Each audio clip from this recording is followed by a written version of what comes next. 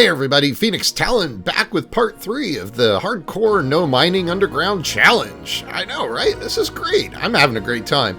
Well, today's episode is going to find us trying to build an iron farm. I know, it's exciting, right?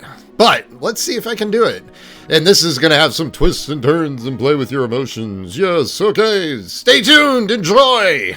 On with the video. Good morning! In preparation for the iron farm construction, I've gone ahead and built a sort of stairway to heaven, if you will. It actually only goes up about 24 blocks, I think. Put some water down, so in case I fall, I don't actually fall to my death, because that would just blow big chunks, let me tell you. Like the kind of chunky chunks, you know, like on a really scary roller coaster. Because that's exactly what this is. It's a giant, scary platform. And if you look, right out there, I saw a ruined nether portal. That's actually going to come into play a little later. But for now, let's do some building. And I'm not going to do the speed up building because this was some high pucker stuff, let me tell you. I don't like building up high places where I could fall. I definitely didn't put enough water down there. And from this height, the fall would kill me. And there goes the series. So, yeah, this was tough. And also, on top of that, I have to build this whole thing out of wood because that's all I got. Yeah, so what I did was to kind of temper the high puckerness is I started getting the villagers set up in their little breeding area here. My idea is this nitwit here, you know, he can't hold a job. So I was like, well, congrats, you know, my friend, you're a breeder, you know. Now you get to bang the rest of your days. So, yeah, I guess he's pretty happy about that. In any case, I went ahead and set up the standard trapdoor system so that the babies would be able to jump over, but the adults can't go through. So you've got the idea here is that you place the beds, the babies see the beds, and they'll come over. So I was just moving the bell here. I realized that this is not where I want the village meeting area to be. I wanted it to be in the other room where the villagers work and gather. Lighting up is also really a lot different now because really you just have to have a non-zero value for your lighting now in 118, which is really nice. So that's going to make like some really cool builds possible later on, actually, using the soul lamps, soul lights, soul torches, whatever they're called. So I figured, you know, I need more building blocks because I can't build all of it out of wood. There are some things that need to be made out of brick, especially places exposed to the sky in case of lightning and places that have lava because, you know, wood and lava do not mix. Not generally.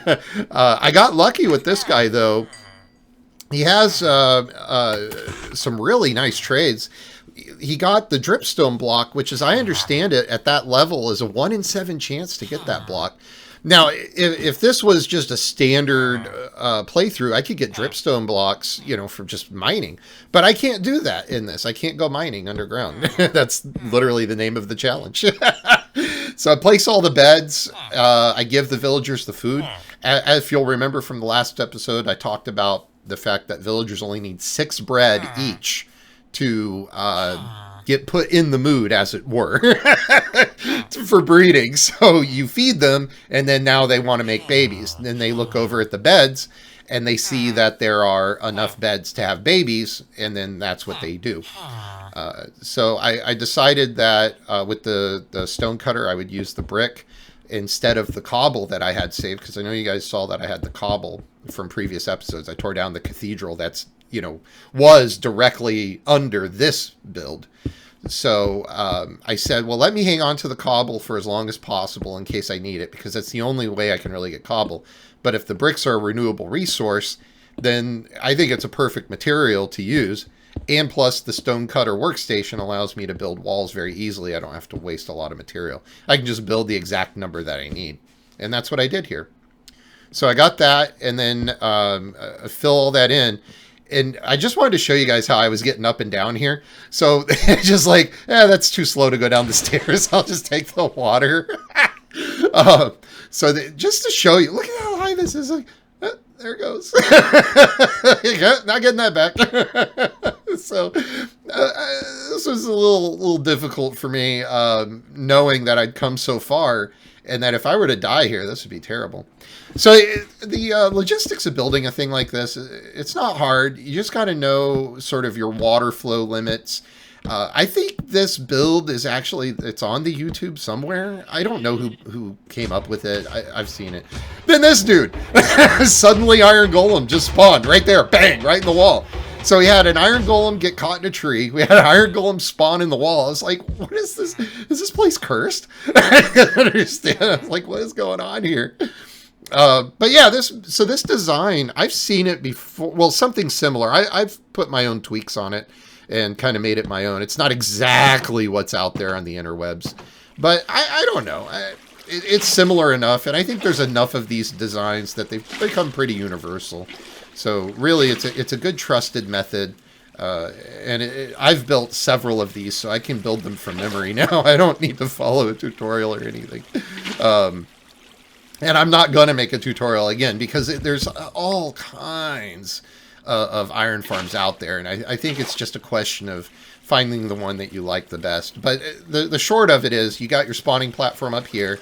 They spawn, they flow through the water, and then they fall the 25 blocks, 22, 25, somewhere in there, because you want to keep the Iron Golem spawning platforms at least 20 plus blocks away from, you know, their nearest neighbor. And then that's just me testing to make sure I don't get caught on a wall or something. But yeah, so the babies have been going. They've been growing up while I've been building. So that works. So I put the beds in here to get them ready, because Iron Golem farms need villagers, and that's a big reason I was doing the breeding. Get that, and now the big thing is going to be next, sorting that out and sealing it off. But I have to start building the collection area first, and also I have to get a zombie up there. So I grabbed that flower because I think it's ironic that if you give the zombie a poppy, you know, then you can do it that way. So I decided, instead of building the collection area first, that I would try to get a zombie to go up there. And the zombies have a very low chance of spawning, unless you're in a harder difficulty. But they have a very low chance of spawning with the ability to pick something up. So this was a long time trying to figure this out and make it work. Most of the zombies, I only show a few of them, but man, most of the zombies were not having it. They're just like, yep, nope, I'm just going to walk right by. And it's just like, yeah, whatever. You're a useless zombie. So I tried it a bunch, several nights. I don't remember what night this was. I think I had already done a few nights by this point. I had a fight with a skeleton. He wasn't having none of it. He's like, yeah, I don't care. These guys, no, not having enough of it. And then the Iron Golem comes over and says, hey, I hear you have a zombie problem. Let me help you. I'm like, no, I really want to keep these zombies. Thanks, guy. I'm going to name him George. So finally, because of those nights, I was able to get some string. So I got the loom going. I know I've already got the... And then these guys are like, oh, yeah, let's both go. I'll have room for one of y'all.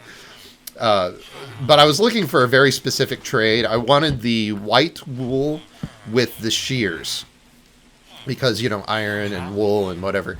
So I was wrong before. I said it was like 20. It's only 18 to trade. So I was like, oh, let's go get an emerald and get this guy started leveling up. So shepherds have, the loomers, the shepherds have a lot of good stuff. So I did. I was able to go get some fish earlier in the series. I think it was part 1.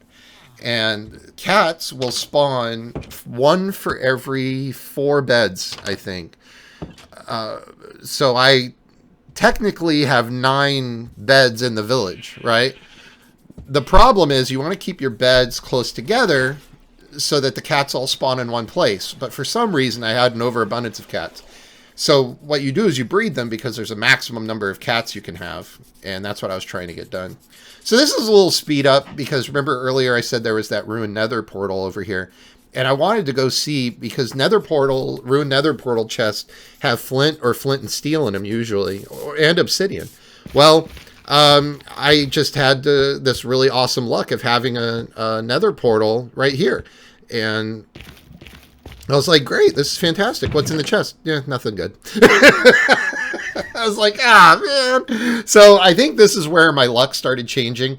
I think this is the exact moment where my luck started changing. And I was like, well, yeah, I guess I'm going to have to go find another ruined nether portal.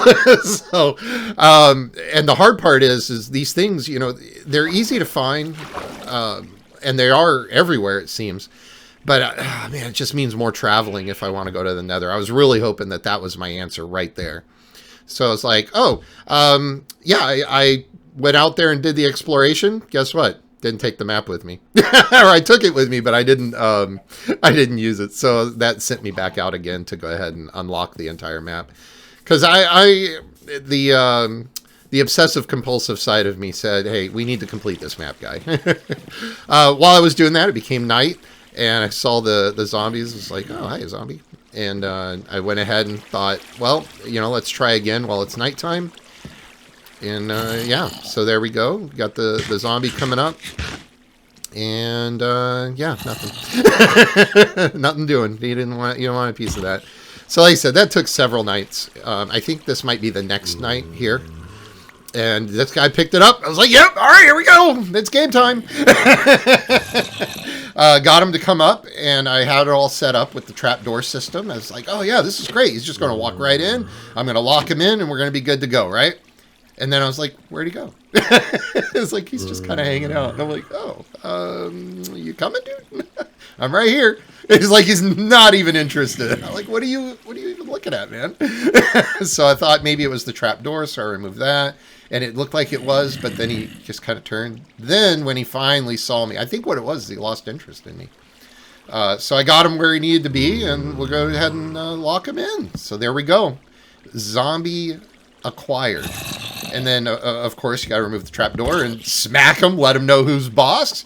I was like, sorry, man. I was like, after all that, I was so scared. I was like, don't kill him. So you put the water in there. I don't really know the reason for it because I think maybe it's just in case they burn. I don't actually know. But I've always done it, so it's like kind of that whole thing where it's like, well, why do you do that? I don't know. It works. And they don't turn into drowns. So now it's time to move the villagers. So the easiest way for me in this situation was to move them by boat to get them to the stairwell. But then I have to get them to go up. And some people will say, oh, well, move them at night and then make them path to those beds. I disagree with that. I think it's a bad idea. I've tried that before, and it always ends up with, like, monsters and things everywhere. So what I found works really well is to set up these workstations. And if you do it kind of by compartment, and you lock the villagers in, then they'll path to that workstation, and you won't have to worry about it. So this is a good example of that, to get these 3 villagers where they need to go. So you can tell right away, bang, right for it. It's like, yep, that's where I want to go. I want to go to work. I want to be a fisherman. That's what I want to be my whole life. He says, yep, that's what I want to do. Look at me being a fisherman right here. But yeah, you went all the way up. And I think this is a lot better than trying to get them to sort out a bed or whatever. You just got to make sure you block them off, because once they get to the workstation, there is absolutely nothing to stop them from going back down. In fact, they will try to go back down. So you want them to go into this place. So what I do is I put the trap door up so that he can't get to the workstation. And they're going to path the shortest path. So you put that up, put the workstation down, and then he's going to go ahead and try to get there. And he gets there, and then you can block him off. I just need him to move a little bit, and then we're fine. And then there you go. And then now you take the workstation, and you can't get the workstation. And then also when you set the workstation down again, because there's no direct path to get there, they know that. They can't use that workstation. So that'll go to the next villager that does have the ability to path, which is exactly what we're doing right now. So here comes number 2. And we're going to just lather, rinse, repeat. Bring him on up. I already set the workstation down. He's on his way. Gets up there, boom, walks across, comes in, and that's his new home. Also, you want to make sure that you have all avenues to the or to the zombie block too. Otherwise, they won't go up there. So yeah, here's a little shot of rowing the boat on land. Like, what? That works.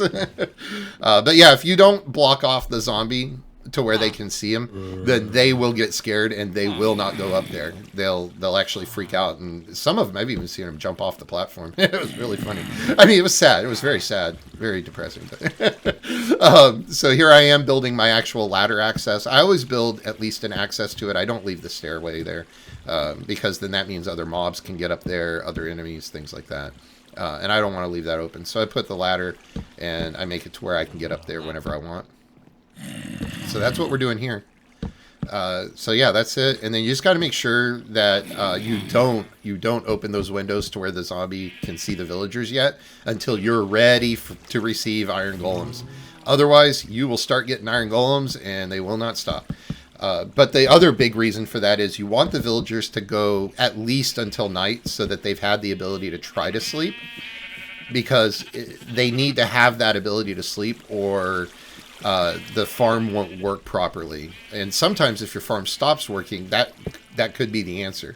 You just have to go block that off, let them sleep at night, and then break the blocks so that they can start being scared again by the zombie. That's why it works so well. Because villagers will passively spawn iron golems if there's not one, as you saw. Not because they're scared, just because there's not one in the area.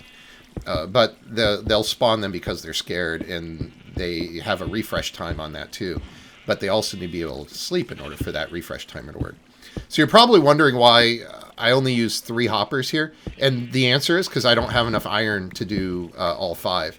So what I've learned is that you can do the 3 hoppers and then leave the other spaces empty. And the system will work. You'll still kill the golems to start with. And then all you have to do is just put the hoppers when you have enough iron. And that's what I'm going to do later. This right here is just me putting the bricks down so that when I put the lava down, I don't have a whole bunch of wood. And then you put the signs down so that'll hold the lava up and signs don't burn. Not yet. Not yet. I've heard a rumor. I don't know if it's true, but people are asking for Mojang to make it to where signs can burn. I was like, I don't want to do that. That's going to ruin golem farms and stuff. So I'm just basically setting this up so that when it's ready for the lava, everything's nice and safe. I don't want my farm to catch fire. It'd be bad. And then now it's just there, and I'm going to go ahead and test and make sure that the lava doesn't catch anything on fire. And I think what I do is I actually end up sitting here for a little while to see if anything does catch fire before I end up putting the water down, because you don't want to leave the lava there while you're building. It's just you want to test it to make sure nothing catches fire. So put the water down and make sure that it doesn't come out. Or, yeah, I mean, that it comes all the way to the edge, because I'm going to put trapdoors there. So here comes the trapdoors. So this thing is really getting almost done. All the water's in place. Don't laugh at my bobbing. But yeah, we're almost there. We got the trapdoors going down. I was very excited to get this far along.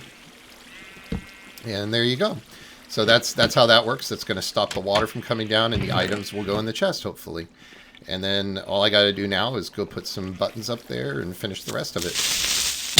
Oh! And then that happened. I didn't even see it. And there's the creeper. Oh my gosh. I was like, what? No. I heard the hiss, and I was like, oh, I gotta move. And then bang. I thought, I'm dead. And then I wasn't. I was like, oh, no. Oh, my heart, it stopped. I was like, where did he come from? I didn't even see him. I didn't know. I was like, next to my brand new iron farm. If I hadn't heard the hissing, I would have been so dead. I mean, even with that iron chest plate, I don't think that if you take a creeper point blank, I don't think that's enough to stop the amount of I don't think it's enough defense. I think you die for that. And you got 15 dirt, but I felt kind of weird about that because, again, it's a no mining challenge. And in the spirit of it is that, the idea, and then I just put the dirt packs, like this is where it came from. Like my run almost ended right here. It almost ended. That was almost game over. But I thought in the spirit of it, I was like, well, you know, like legitimately, if you use a creeper, you could have creepers in caves, and then there's that obsessive compulsive, like, no, it's gotta go the right way. If you're like that too, and you need all your buttons facing the same way, please leave a comment and let me know that you're also the same, that you need buttons facing the same way, because sometimes I feel alone in that. People think I'm crazy. But yeah, I was thinking about it. It's like, because I could, in theory, then sort of stretch the rules of this challenge by having a creeper, follow me around in caves, and I could use that to make holes in the ground and mine ore that way. And it's just kind of like, I don't know, it feels wrong to do it like that. You guys can tell me what you think of that sort of interpretation of the rules. But I think, just understanding that, hey, this happens, and I didn't use the dirt for anything, just showing you that. And also filling it back in with wood is like a permanent scar of my inability to see the things right in front of me. But yeah, so we already got an iron golem. Like I said, don't remove those blocks unless you're ready for the iron golem, and remove the stairs. But yeah, don't, just understand that you're going to start getting them, and unless you're set and prepared, they're going to keep spawning like that. See, look how many I've gotten so far. But that's fine, because I am ready for them. I just don't have the lava in place. Mostly, I'm just making sure everything works, that multiple of them can spawn, because there's a limit, right? If they're within range, they won't spawn up top. So by having multiple ones there, you know that it's set up correctly and that you have enough distance. So that's actually the test for that, if you will. So yeah, we'll get the final button in place, and then this thing is pretty much done. It's just a question now of making sure everything runs smoothly. I need to put the barrel over on the side for the flowers, for the poppies, and I also need to just collect this last bit of iron, and that's enough to make the hoppers I need. So there we go. I got the hoppers, and we're going to go ahead and put those in here. Yeah, you don't want to forget to do that. But even still, the iron will just collect up top. It's fine if you forget for a while. It'll you just won't. It won't go into your system, but you'll still have it there if you want to go manually collect it. So yeah, so I get it on that side, get it on the other side. The golems are just spawning like crazy. Oh my goodness. It's so loud next to the iron farm. And you also notice I built it directly in the village. I know there's a lot of tutorials that say like, oh, don't build it near a village. Don't do this. Don't do that. Honestly, you can put this thing anywhere as long as it's at least, I think, 20 to 25 blocks. I think the magic number is actually 22. I go on the side of 25. Just to be safe. And then here, all I'm doing is getting rid of the path blocks, because I can't exactly, dig up the dirt and, put blocks back down. So that's the way to get rid of the path blocks. But yeah, if you're concerned about putting it next to your village, you can put it right next to your village. In fact, I've done it to where I've had all of my traders down below and had the iron farm working above, and it's fine. It works great. So I've never had an issue with it as long as it was that 25 block. Like I said, I think the limit is 22, but I do 25 just to be on the safe side. So yeah, this is me failing to put a block on a block. But yeah, so the idea here is you just take your poppies that you get, put them in the top hopper there. And when you do that, the composter will make bone meal and put it in there. I think there's a lot of people that are making these farms right now for 118 and trying to advertise how ingenious they are. But really, they all have the same principles. You have villagers that get scared from a zombie. They, spawn the iron golem. The golem goes to a kill area. And depending on how far away they are, that's what happens. So I hope you enjoyed this video making the iron golem farm. I had a great time making it, except for the creeper. That really sucked. But it turned out for the best. It was very scary, though. I'm not going to lie. In any case, if you want to see more fun, we're almost ready to go to the nether. I know, it's getting close. We just got a few more things to do with some villagers. Got to build up some librarians and get some enchanted gear. And get ready for the nether, probably in the next one or the one after. So stay tuned. You don't want to miss that. Thank you so much for watching. And until the next episode, peace!